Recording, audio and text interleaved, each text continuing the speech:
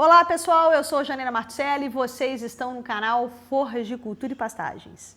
E hoje nós vamos falar um pouco para vocês sobre a fixação biológica do nitrogênio em leguminosas. Já já seu vídeo começa.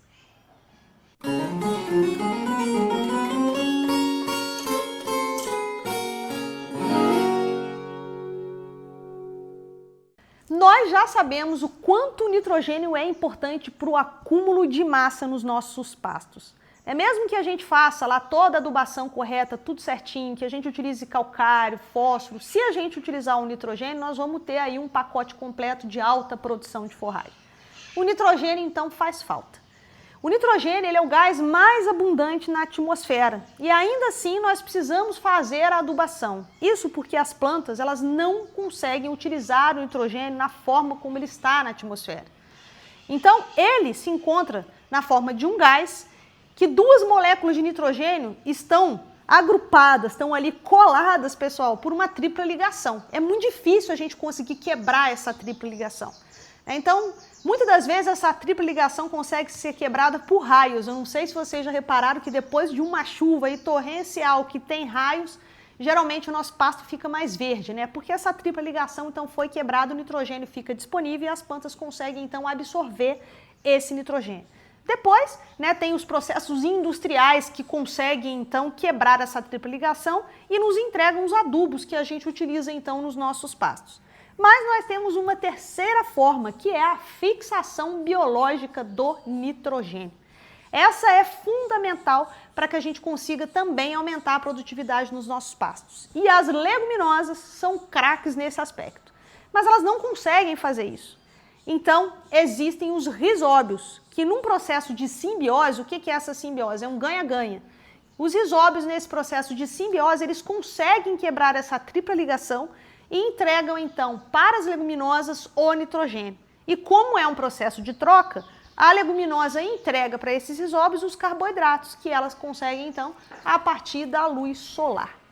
Quando a gente faz um consórcio entre gramínea e leguminosa, os rizóbios trabalham para as leguminosas. Mas a morte das raízes dessas leguminosas, né, a própria senescência dos tecidos, faz com que aquela área tenha um teor maior de nitrogênio. Por isso, as gramíneas em consórcio com as leguminosas tendem a ter mais produção sem adubação nitrogenada do que aquelas em cultivo exclusivo. Por isso é tão interessante o consórcio entre gramíneas e leguminosas, porque a gente abre mão da adubação nitrogenada, já que esses rizóbios passam o nitrogênio para a leguminosa e nesse processo todo ali no solo acaba sobrando alguma coisa para essas gramíneas. Mas o que são esses rizóbios?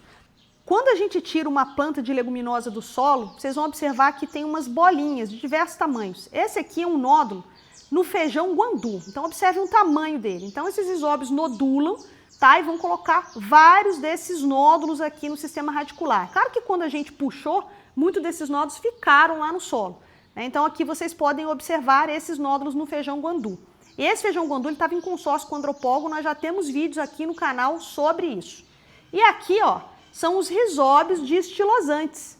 O estilosante já vai apresentar rizóbios bem menores, tá vendo? Os rizóbios são bem pequenininhos, mas vocês podem observar um grande número dessas bolinhas aqui, desses nódulos, fazendo todo o trabalho aí de fixação biológica do nitrogênio nesse processo de simbiose.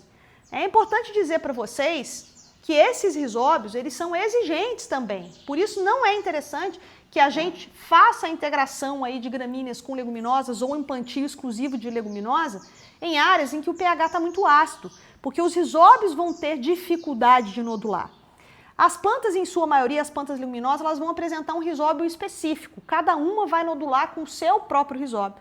Mas existem algumas outras plantas que podem nodular com vários tipos de rizóbios, né? Então a gente fala que é uma planta promíscua, né? Porque ela pode aceitar outros rizóbios. Tá? Mas é importante dizer para vocês que esse processo é fundamental para que as plantas leguminosas tenham, então, maior teor de nitrogênio e, muitas das vezes, também maior valor nutritivo, porque aumenta o teor de proteína bruta da dieta. Então, eu queria trazer para vocês aqui, mostrar os rizóbios, para que vocês entendam qual é a importância desse processo de fixação biológica do nitrogênio como entrada de nitrogênio nos nossos sistemas de produção a pasto. Queria convidar vocês para poderem visitar o nosso site www.pastofert.com. E lembrem-se sempre, seu pasto é lavoura, seu dinheiro é capim, no pasto é mais barato. Fiquem com Deus e até a próxima.